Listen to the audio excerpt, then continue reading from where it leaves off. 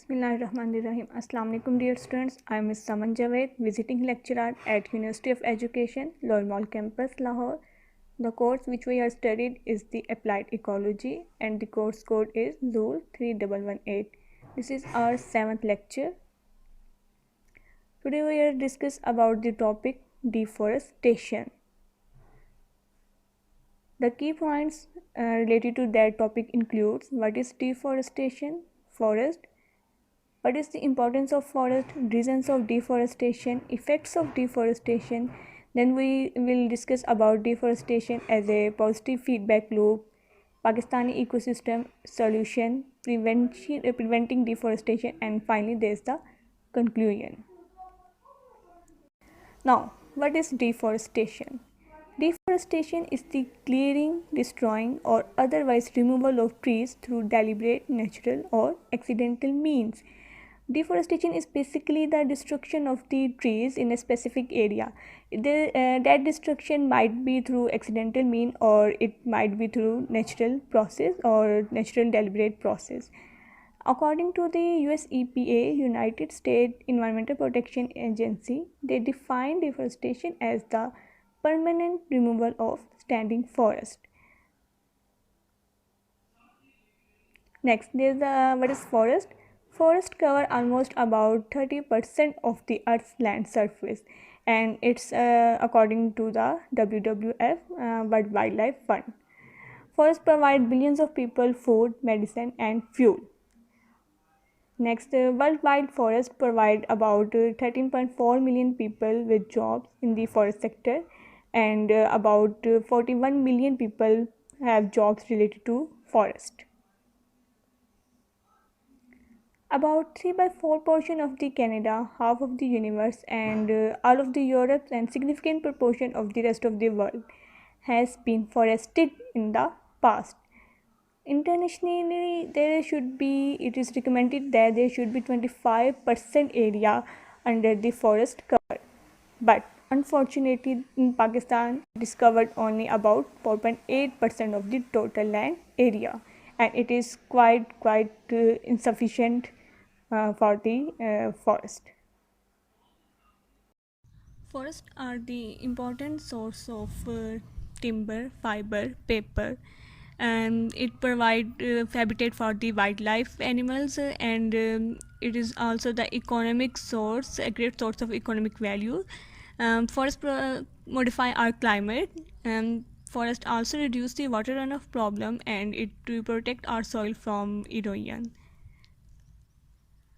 The next one is the reasons of deforestation. For deforestation, there is the following reason. For example, there is the increase of population.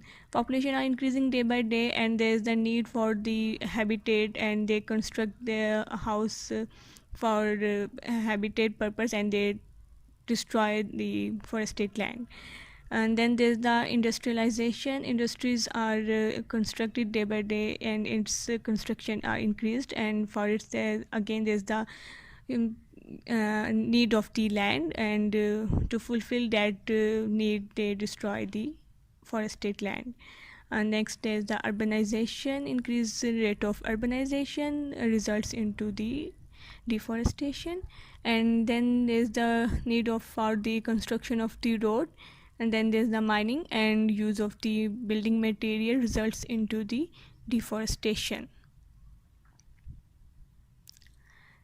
Next one is the causes of deforestation includes cultivation, overgrazing, fuel wood, forest fires, timber, forest diseases, and landslides. We discuss it one by one. First, cultivation. Cultivation includes in the countries clear large areas of land so that they can grow and develop them. Nutrients are depleted. What are happen? Farmers plant the crops, same crop over and over again, and as a result there is the destruction of the or depletion of the specific type of nutrients in the soil due to the repeated cropping of the land. What should farmers do? They they have to plant one type of crop in 1 year, and they should plant another type of crop in another year. For example, if they sow wheat crop in a year, then the next year they should sow the grow rice crop, so that the nutrients can be balanced in the soil, and there's uh, prevention of the destruction of the soil and depletion of the specific type of minerals and nutrients in the soil. Next is the overgrazing. Overgrazing in forests destroy the newly regenerated growth. It also makes soil more compact and impervious. If there is the rapid overgrazing of a specific area, then there is the soil becomes impervious and it becomes compact. As a result, the soil becomes destroyed, and there is the erosion of the soil. And its overgrazing ultimately results into the accelerate seed soil rate of soil erosion. Next one is there is a fuel wood.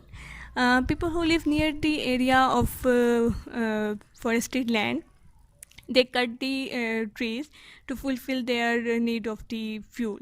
They need they construct they cut the trees for the purpose of the cooking and heating, and they also cut the trees for keeping the environment warm at night, and for that purpose they cut the trees and fulfill their need of the fuel.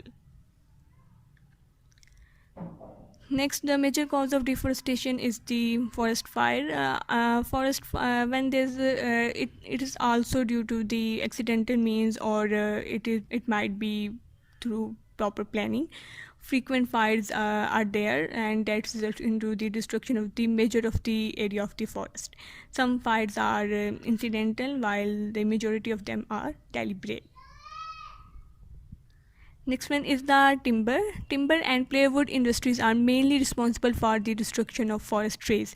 Timber are need and due to their increased demand, there is the destruction of the trees.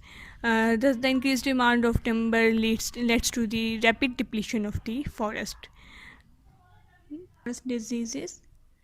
Many diseases caused by parasitic fungi, dust, viruses cause death and decay of forest plant.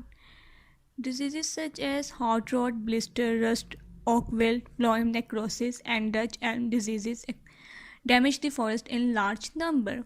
If there is a disease that is occur in a specific area of forest land, then it destroy whole of the crop of that specific area, and it is ultimately causes death of that plant. The next one is the landslides. Deforestation due to landslides in the hills is of great. Development activities were in progress for last few decades. In the hilly areas, there is a problem of landsliding, and due to this, there is the great destruction of the forested land. Next one is the due to deforestation, its causes is not only to remove not only the removal of the vegetation, but it also causes the it also affects the carbon dioxide level in the atmosphere, as there is the removal of the vegetation, which ultimately results into the less removal of carbon dioxide in the atmosphere. If there is the more emission of carbon dioxide in the atmosphere, then there is the production of the greenhouse gases.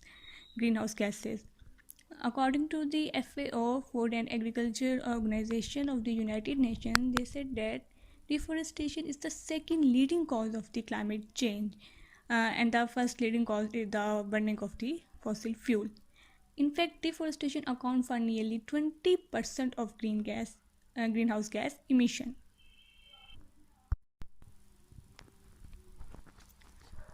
When forests die, ecological balance maintained by the nature that breaks away, and floods and drought are the dangerous consequences. We know that if there is the disturbance in the natural environment or natural ecosystem, then there is the dangerous consequences will be happen. For example, as in this case, if there is a destruction of the forest, the natural ecosystem is disturbed, and as a result of this, flood and drought are the dangerous consequences.